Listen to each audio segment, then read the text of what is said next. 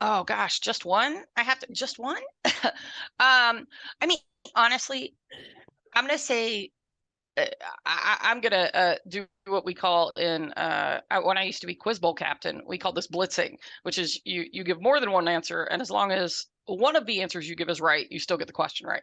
Honestly, lately with what I've been seeing, email hygiene. I gotta say, if you're in B2B, email hygiene is absolutely one of the most important things that you can apply to your email marketing program to just make the process smoother, like because you're going to ingest this data, from a variety of sources, and really just having a policy that every email address needs to be validated prior to being sent out is just a huge win. And not only that, you really should have a policy that any address you haven't sent to in 30 to 60 days or so, that you revalidate it or rerun it through hygiene before sending to that address again. Because email data, emails a email receiving servers are very much about what have you done for me lately. So the email data goes stale pretty quick. I mean, it's good to have a nice big body of old data, but in terms of making decisions, you want to weight the more recent data more heavily, because it's kind of always about where you're headed, where you're trending. But honestly, just making sure your data is clean upon collection, especially if you integrate it with all of your email collection endpoints, all of your web forms where anybody could collect the email. If you integrate that in a way where you can make suggestions to clients about what they should, what essentially what they should be, well, or you can make suggestions to people trying to submit their email address, because I see this all the time when I look through people's bounces. I see just super common typos, like somebody typed Gmail and accidentally slapped an L or a K on the end of it. They just fat fingered an extra character at the end of .com.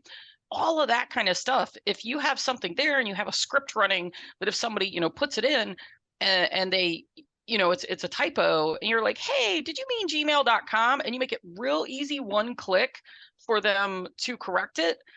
That alone, validation is going to save and rescue those invalid addresses. It's going to help save and rescue those addresses that otherwise the person would just smash submit and expect an email from you, never get it, and think, oh, well, this business is flaky. They said they were going to send an email and they didn't. When in fact, they accidentally fat fingered an additional character in their email and they didn't notice. So I think that's super important. Honestly, I would say the other big thing is DMARC monitoring. I gotta say, my biggest pet peeve that I keep seeing in the industry right now is I see people that have DMARC records on their domains and they do not have the DMARC information routing into any kind of tool to parse it. And I mean, it's unmanageable just to send it to like your own, like corporate, your abuse inbox, your admin support, whatever inbox, create a special inbox for it, DMARC at, doesn't matter, because you're going to get all these XML reports, and like going through them by hand, depending on how much, even if you're sending at a relatively low option volume, not an option. It's too much XML to stitch together and parse out and get any kind of high level overview of like how your system's doing. You've got to have that routing into a tool to parse that data out for you into like reports that you can kind of drill down into and see what platforms are sending email on behalf of your domain. How is the authentication passing? Evaluate those platforms and go, okay, is this something I expect to be sending on my behalf?